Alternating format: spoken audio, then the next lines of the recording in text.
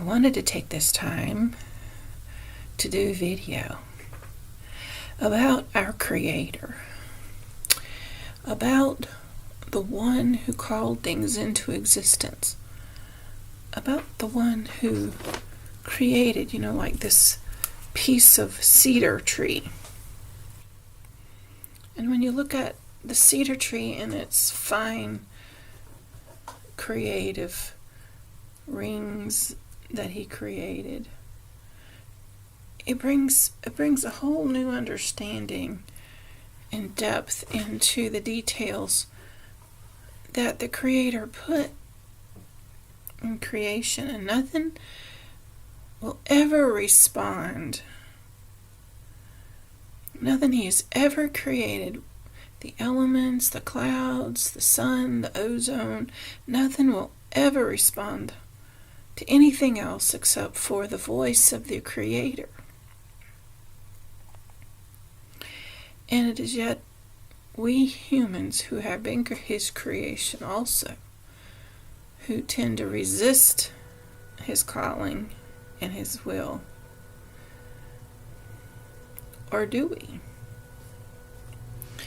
There's scripture that says, man may plan his way, but it is God who directs his steps. This past Sunday, I listened to a video, actually a live sermon, by Pastor Scott Wilson of Shepherd's Church in Cary, North Carolina. He is the pastor to their senior adults. And he had a message for their communion Sunday. And he was asking a question: what does it mean to be forgiven?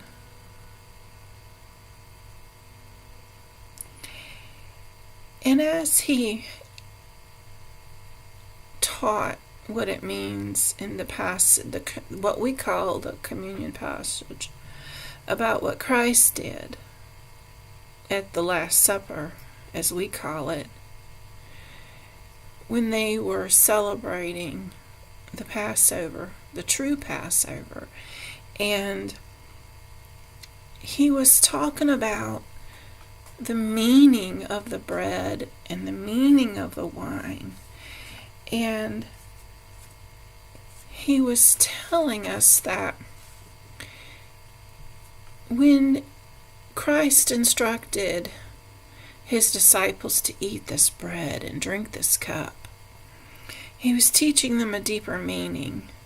See, his blood and his broken body, which was symbolized through the bread and the wine, was his sacrifice he was fixing to make so that we can be forgiven. And when we consume those symbols of his brokenness and his shed blood, just like the wine and the bread goes down through the mouth, down into our bodies, and it doesn't come back. It becomes a part of you. His shed blood and his broken body, which was his forgiveness and his atonement for us, becomes a part of who we are. It cleanses us. And we are forgiven. And not only that, but we become his holy people. His people, holy. Holy. Holy. In his eyes, and we are forgiven. Because Christ's blood and his atoning sacrifice becomes a part of who we are. And therefore, God cleanses us. And God makes us holy. And it is only through the sacrifice of Christ. The blood of bulls and goats and animals cannot take that away. And the sprinkling that Moses did on the children of Israel in the desert, when he sprinkled them, it was an outward covering. It didn't cleanse from the heart. It didn't cleanse the inside. Only Christ's blood does that. And it brings new life. Just like he told Martha, I am the resurrection and the life.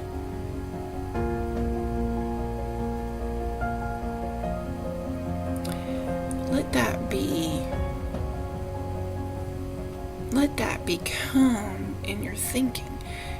Let it wash over you, the reality of that. And may you find life and forgiveness in him.